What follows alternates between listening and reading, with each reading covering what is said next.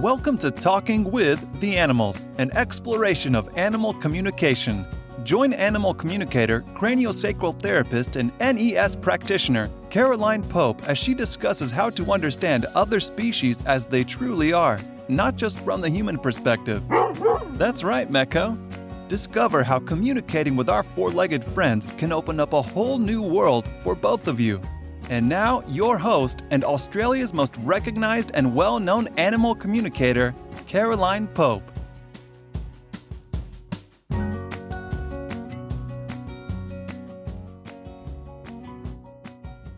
Hello and welcome to another episode of Talking with the Animals. I'm your host, Caroline Pope. Thank you for joining me. I've had a few animals in the last week that I've had to break the fairly unpleasant news to their guardians that the animals are in quite a lot of pain. And it got me thinking that a lot of us are actually, without realising it, obviously, because nobody wants to think they're creating pain for their animal, but in so many cases, humans are inadvertently creating pain for their four-legged companions. And of course, none of us want to think that our four-legged is in pain. That's not why we have them. So I thought I'd run through a few of the things today that I commonly see that cause quite a bit of pain in some cases for animals that the humans basically are just unwittingly setting up or allowing to go on because they don't realise. So if you're aware of a potential issue and how to prevent your animal being in pain, then obviously that's what people are going to do. So we'll start with cats because the list is quite a bit shorter.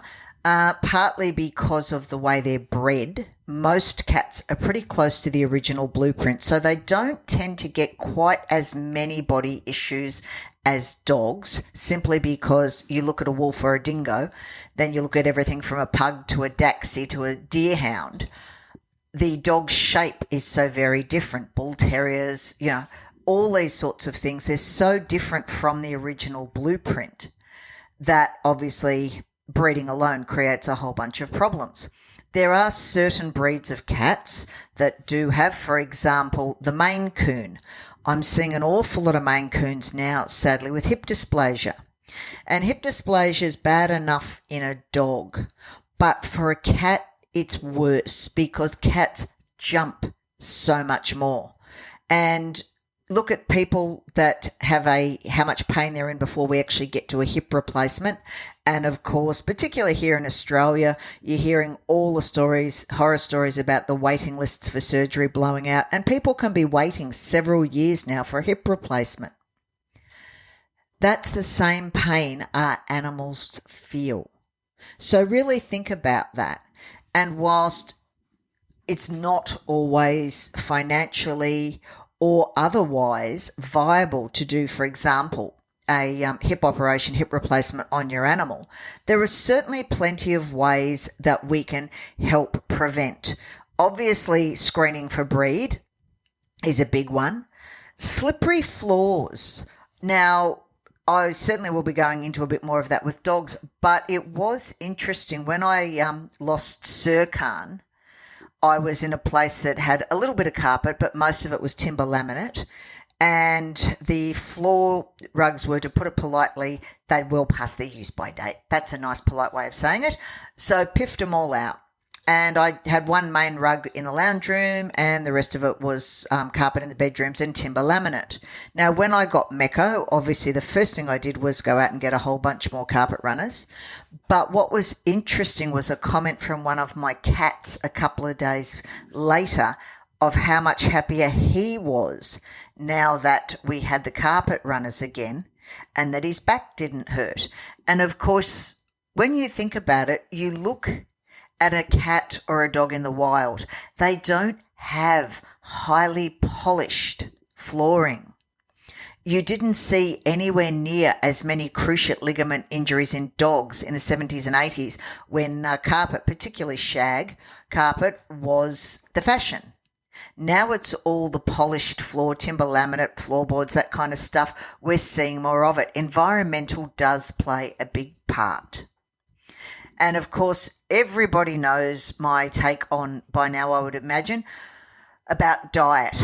Feeding a cat commercial food is one of the worst things you can do for its body, sets up inflammation. There's so much information there now out there on why I shouldn't feed an animal commercial food, particularly cats and dry.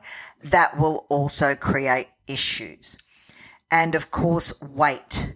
Weight's bad enough in a human, but for a cat, every time you jump up or down, every extra pound or 100 grams, if depending on whether you use the old scale or metric, is going to make a big difference as to how your cats land. So really think about getting a raw species appropriate diet happening, supplementation where necessary. Older cats, the same as older dogs and older people, really can benefit from joint supplements and so forth. But yeah, don't let them jump from super high. If you know they're going to continuously jump from the fridge or a tall wardrobe or something, try and put a stool. They're not always going to use it, we know that. But if they're sore, they will use the stool as a halfway point, and make sure where they're landing isn't slippery. All these things really make a difference. Now, the same happens with dogs. So same floors and everything. And of course, you think of the little, Maltese Terrier cross that hears someone at the door, leaps off the couch, often lands on a slippery surface and is going hurtle, a la Roadrunner type scrabble to the door. You can do backs, you can do cruciates. It's so easy to avoid these by correct floor plan. It really does make a difference. Now, long nails in dogs. No hoof, no horse, as the saying goes. Having the nails too long changes the placement of the way the dog puts the foot down. And anyone that's worn shoes that don't fit for an hour or so understands what that does to the rest of the body. Now, I'm the first to say a lot of dogs don't like having their nails clipped, but tough love, get them in there. If the quicks have grown very long, you may need to go back to your vet or groomer every couple of weeks to gradually get them shorter, but it's going to make a huge difference to the way the dog walks and therefore the comfort levels of your dog. Dental health, cats and dogs. Anybody that's had a toothache knows how debilitating it can be. And yet so many people are willing to leave cats or dogs till they need extractions before they do a dental. And then they complain about costs. Now, I'm the first to say with the cost of living at the moment, it can be an issue. But if you know your vet well, work out a plan. Be proactive. Again, raw species appropriate diet with bones when possible, going to minimise all of this. But if your dog or cat is getting to the stage it looks like it needs a dental, get it done early where it's a quick scale and clean, no extractions, much, much better for the animal, much, much better for their health, and also better for your wallet. Training methods, particularly for dogs, can create a lot of pain. I'm not a fan of a lot of harnesses that restrict the shoulders or the front attachment harnesses. They can really muck up the shoulders. Don't even start me on correction collars or choke chains, call them what you will, prong collars. There's no excuse these days. We know yanking on one of those, and if you're in doubt, put one around your own neck and get someone to give it a really good yank. It hurts. It creates pain. You should not need to create pain to train your dog. So really think, and if you're not happy with a trainer, find another. There's plenty out there these days. Head halters even. I use a head halter on Mecco. For large dogs and reactive dogs so you can break eye contact, they can be fabulous. But as with any tool, you need to use them correctly. You do not yank on a head halter because that can do as much or more damage than a choke chain collar. So really think about the methods of training you're doing and what you're expecting your dog to do. Getting in and out of a car, it can be as simple as that. If your dog is sore, particularly if they have back problems, not only getting in and out of the car, but if your dog's got a severe back issue, just driving. And as we corner and so forth, particularly because the dog's usually in the back seat and they can't see as much, you don't realise how many spinal nerves are used just for balance. So really have a think if you know your dog's in a lot of pain. Obviously, they do need to go to the vet. That's non-negotiable. But don't necessarily take them for the drives and stuff. The dog may enjoy it. But if getting in and out of the car creates so much pain, who are we doing it for, and is it really worth it? One of my pet peeves, they shouldn't be because seriously they keep me in business, is a ball thrower. As far as I'm concerned, they should be banned. Throwing balls continuously is very bad for a dog's body and can create a bunch of obsessive compulsive behaviours. People say, oh, but in the wild they'd run over after the wildebeest or the buffalo or whatever it might be. Yeah, they might. But in 30 to 40 seconds, minute and a half tops, they've either got the animal and they're eating, or it's got away and they wander off again. They don't continuously run. I saw a dog the other day with a major cortisol imbalance that's led to a whole bunch of health problems, and I am totally convinced, as is the vet in question, that it's because this person has used a ball thrower 3 times a day. Don't even start me on what the dog's body and its toes are like, but purely the fact that this dog is so adrenalized and so in fight-flight several times a day has actually created problems for the dog. If people say, oh, but my dog's so high energy, keeping it in fight-flight is not going to run off energy. It may tire the dog out, but the dog's going to get a lot more using its nose, which is a much more natural thing, doing sniffing, training, those sorts of things, because if you're having to do the equivalent of a marathon every day with your dog just to be able to live with it, you really need to take another look at where you're at.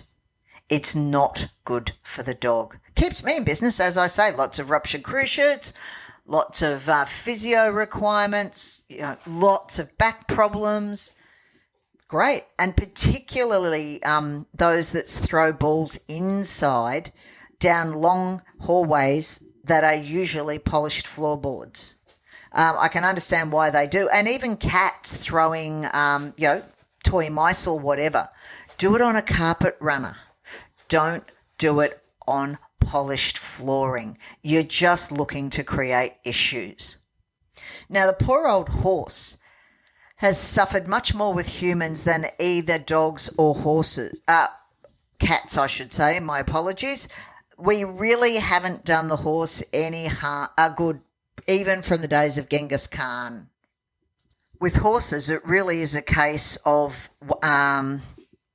what is less pain in many, many cases. There are so many things. You all know my thing on ECVM, equine complex vertebral malformation, or C6, C7 malformation. Many of these people figure they've spent the money and they'll ride the horse until it's no longer sound. These horses are in pain all of their life. And as I've said before, the racing industry know about it. They're just not prepared to do anything. Too much like hard work and being accountable. Any horse with ECVM should not be ridden. It is always in pain. It's more pain or less pain, but it's still in pain. Now, many people expect their horses to be the equivalent of weekend warriors. They expect them to do massive amounts of work, competitions on weekends, and do very little during the week. I've actually remember going a couple of years back to a Olympic rider I knew, some of the horses that they were trialling for the Olympics, and I walked away being absolutely horrified at the bodies of those horses. Every single one of them required major body work. Now, I know equine athletes as with all athletes, do suffer some pain. But there's a lot that is preventable pain. Going back to the good old days, it was always considered that if you needed a martingale on your horse or a drop noseband, you needed to educate your horse, and that you should be able to ride in a snaffle with no noseband. Now look at what we do with our horses. Most of them are cranked down with martingales, horrendously tight nosebands, etc., etc.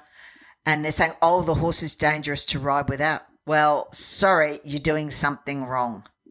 If you need, or your horse needs that gear, have a really good hard look at yourself and your training program, because there is always a reason. If your horse doesn't want to do something, there's always a reason, and most of it is pain. Again, dental, huge issue. A lot of people will only use a dentist once a year or once every 18 months for a horse. Many of them require it every 6 to 9 months. And of course, we put the bit in the horse's mouth. A lot of people that ride bitless think they don't need to do dental work as often because they're not putting a bit in the horse's mouth. Unfortunately, that isn't true. And of course, as they age, horses, as with people, teeth don't age as well in some cases, depending on the nutrition they've had earlier in life. May need a dental as often as every 6 months. Long feet. My own horses are always trimmed every 4 weeks. Every horse grows hoof at a different speed and, of course, different times of the year. But many people leave their horses for 12 weeks in between trims and then wonder why the horse is struggling to canter and hold, as they call it, frame or position when the toes are too long and the horse can't move comfortably. Never underestimate the importance. Why do you think they had the saying, no hoof, no horse? Most people don't want to think they're creating pain for their horse by saving a few dollars, but in the case of farrier, yes you are. Or trimmer, call them what you will, depending whether you're barefoot or whether you're shod. 6 weeks, 8 weeks maximum for shoes, and 6 to 8 weeks maximum for most horses with a trim. It does create pain.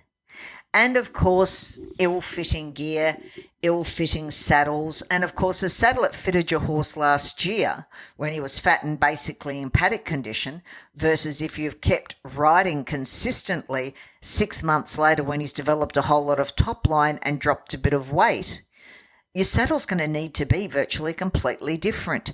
So many horses I know, I would say 70% of horses I know, their gear doesn't fit properly and creates pain.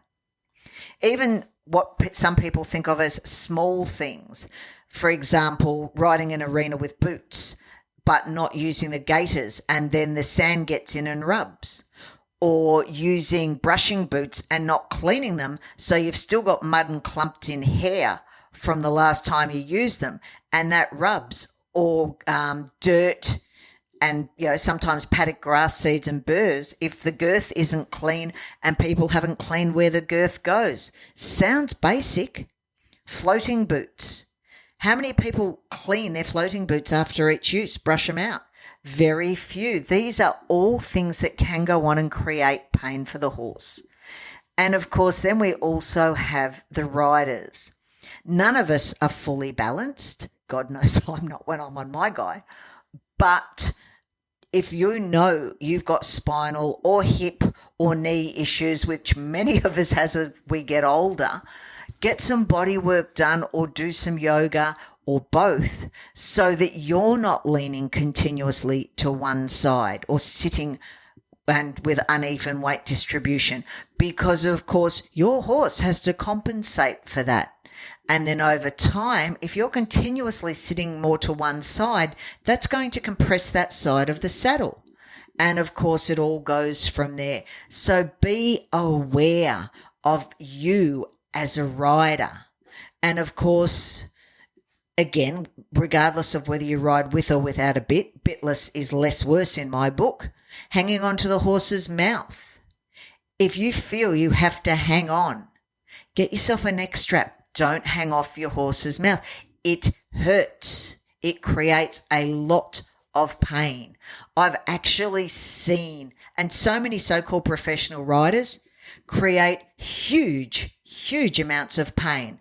I've actually seen dissection classes where part of the horse's, the bar of the mouth, part of the lower jaw, have got grooves in them from where the bit has ground down into the bone because of poor riding practices. You think if something's actually grooving into your bone, your mouth, how much pain is that creating? Really think about that, because that is basically, unfortunately, almost considered acceptable riding these days. So really have a think about it before you start riding again. And of course, the one thing with horses that nobody wants to talk about anymore is the weight of the rider to the horse. Particularly, I'm seeing a lot of the Arabs and that with people that want to do endurance. Horse might only be 14.2, and a lot of heavy-set people want to ride. The same with some of, particularly the young quarter horses. Don't even start me on the whole age that they start the quarter horses at in the Western Pleasure.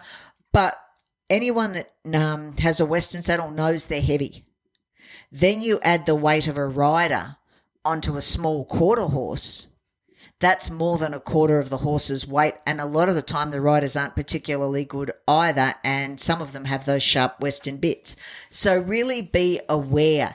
It's not fat shaming. And, this is something that, particularly with this woke Australian society at the moment, you can't fat shame that person and tell them they can't ride the horse they want to ride. Yeah, I can actually. It's not fat shaming. It's reality. Either get a different horse, or if you want to be involved with horses and you're too heavy to ride, get yourself a standy and do some driving. Get yourself a sulky or a buggy, just as much, if not more fun a lot of the time. And your horse is pulling you. He can take more weight than you sitting on his back.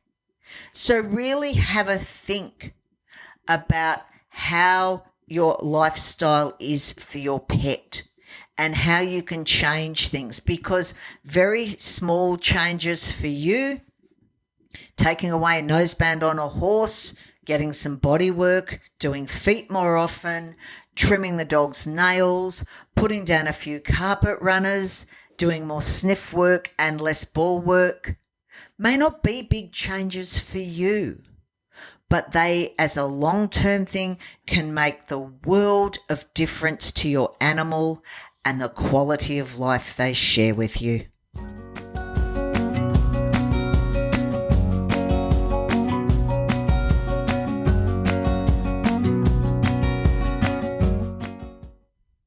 Thank you for listening to this episode of Talking with the Animals. As always, don't forget to like and subscribe. And if you could drop me a review, I'd really appreciate it. Feel free to message me with any topics you would like me to cover. And thank you again to everybody that continues to send in emails and feedback. It means more to me than you'll know. Stay safe, and until next time, remember to talk with your animal. Thank you for listening to Talking with the Animals. To learn more about Caroline and the services she provides, visit caroline-pope.com. You can also find her on Facebook at Caroline Pope Animal Communicator, CST, and NES Therapy. Are you ready to change the way you see your world and the animals in it? Well, we know his answer. Don't forget to subscribe, and see you next time.